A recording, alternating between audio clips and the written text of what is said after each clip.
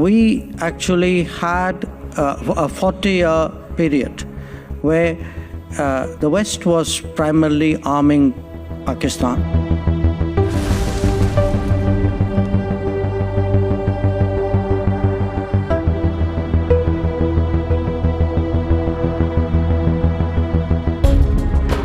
We actually had a 40-year period where the West was primarily arming Pakistan. We turned to the Soviet Union as a military partner.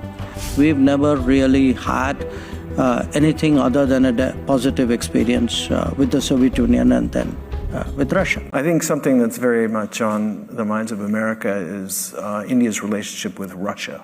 Mm-hmm. Now, we're all, I think, familiar with the history, the legacy, the background to the bilateral relationship, the long-standing strong ties.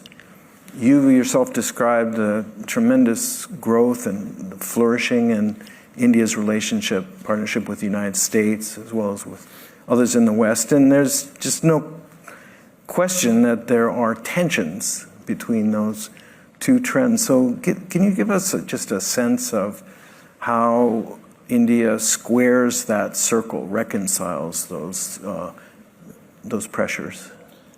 I'd make four or five points about Russia so that people understand, what is the importance of that relationship. I mean, first of all, if you look at the map of Eurasia, there's a very simple, obvious strategic proposition there, which is you have, if you look at the big countries of the Eurasian landmass, it makes sense for those countries who don't have direct borders with each other to develop strategic relationships, which is how they serve each other's interests. And for us, our own history after independence, we've never really had anything other than a positive experience with the Soviet Union and then with Russia.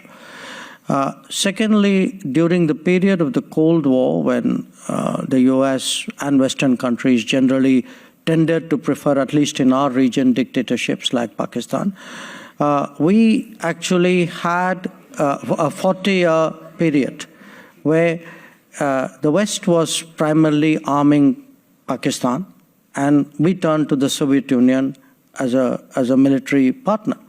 So we have, a long defense and security relationship, other than the strategic and the geopolitical equations of which I spoke about. The third point, I would say, is economic. Today, if you look at India, the nature of the Indian economy, we are large natural resources consumers.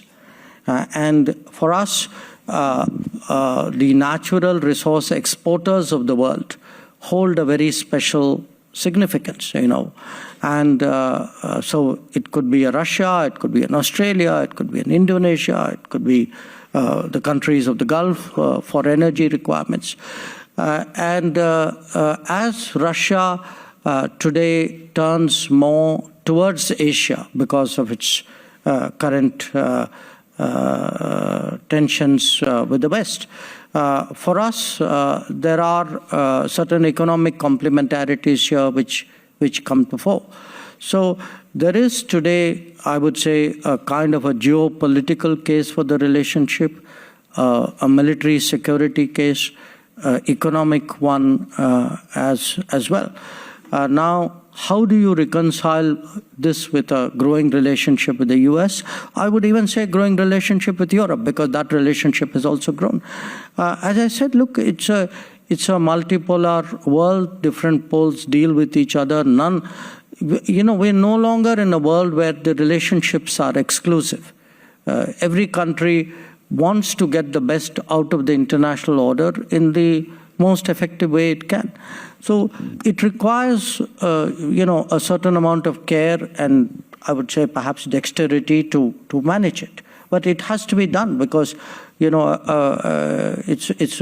not feasible to expect that big countries constrain their options and don't deal with other countries, not because of their interest, but because somebody else has a problem with those countries?